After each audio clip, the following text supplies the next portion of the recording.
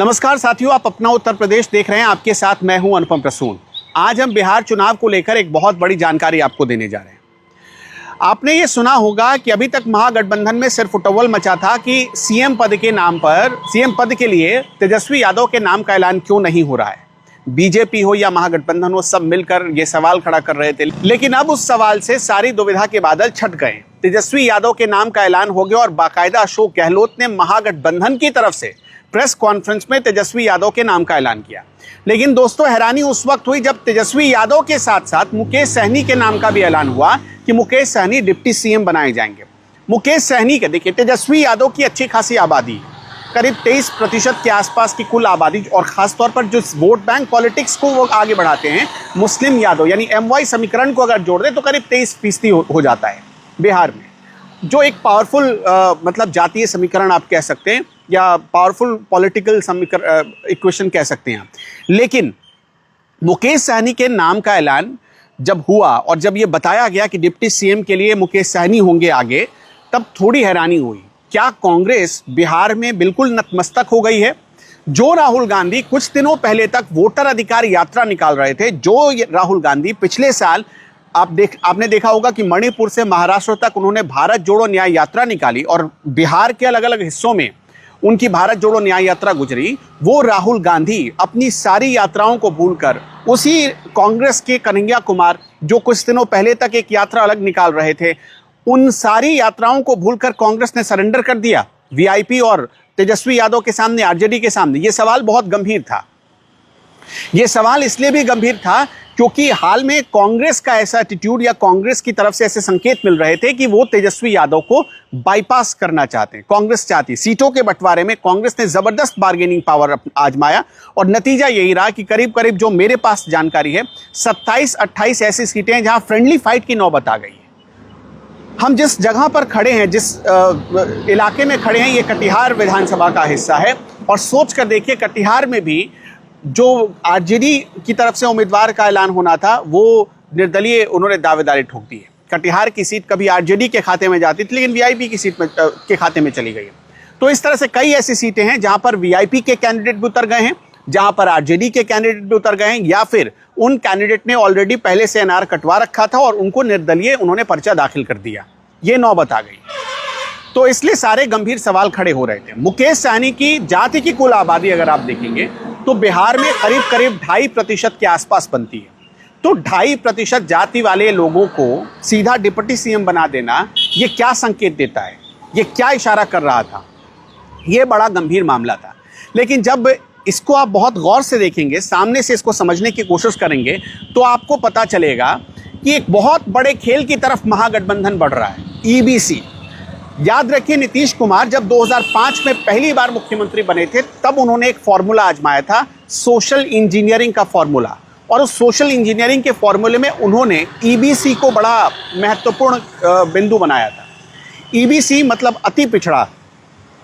नीतीश कुमार की कोशिश थी उस वक्त कि उन्होंने पिछड़ा के भीतर अति पिछड़ा बनाया, दलितों के भीतर महादलित बना दिया, और इसके साथ साथ जब आप देखेंगे मुसलमानों के भीतर पसमानदा को पहचान देने की कोशिश की, मतलब मुसलमानों में भी अति पिछड़ा निकालने की कोशिश की नीतीश कुमार ने, और इसका फायदा हुआ। 2005 से अब तक वो मुख्यमंत्री के तौर पर बने हुए।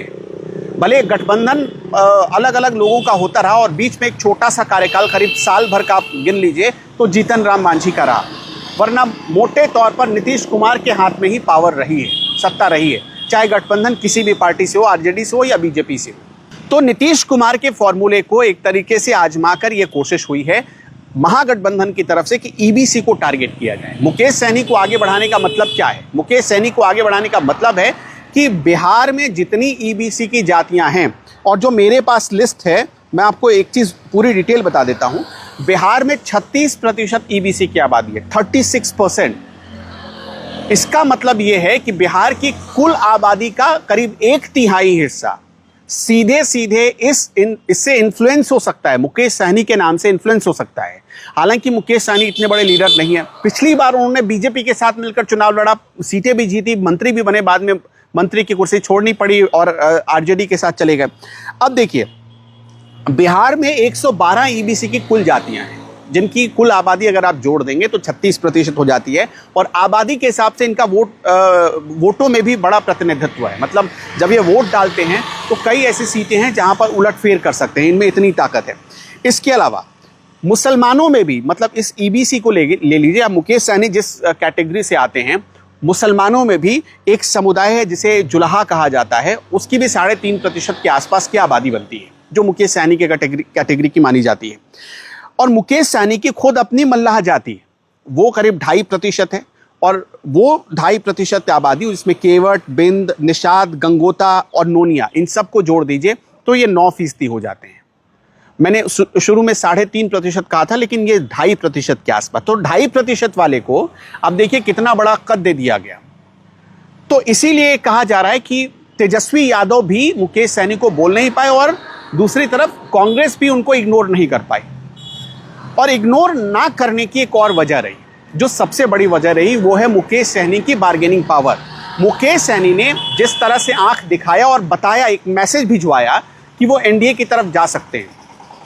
अगर मुकेश सहनी एनडीए की तरफ आटे, ये मत भूलिएगा, पिछली बार यानी 2020 के चुनाव में नीतीश कुमार भले बीजेपी के साथ लड़े, लेकिन चिराग पासवान बीजेपी के साथ नहीं थे, और उस समय चिराग पासवान के सारे वोटों की भरपाई बहुत हद तक मुकेश सहनी ने की थी। तो इस बार ऐसी कोशिश हुई, क्योंकि चिराग पासवान बीजेपी और नीतीश कुमार के साथ हैं, जेडीयू के साथ हैं, लेकिन मुकेश सहनी आरजेडी के साथ है। तो इस हिसाब से जब आप देखेंगे मोटे तौर पर, तब आपको समझ में आएगा कि बीजेपी को ये इल्म हो गया है कि मुकेश सहनी के जाने से थोड़ा बहुत नुकसान होगा, ईबीसी, खासतौर पर ईबीसी वोट बैंक का। तो कुल मिलाकर यही गणित था जिसे महागठबंधन समझ गया और बीजेपी भी समझ गई।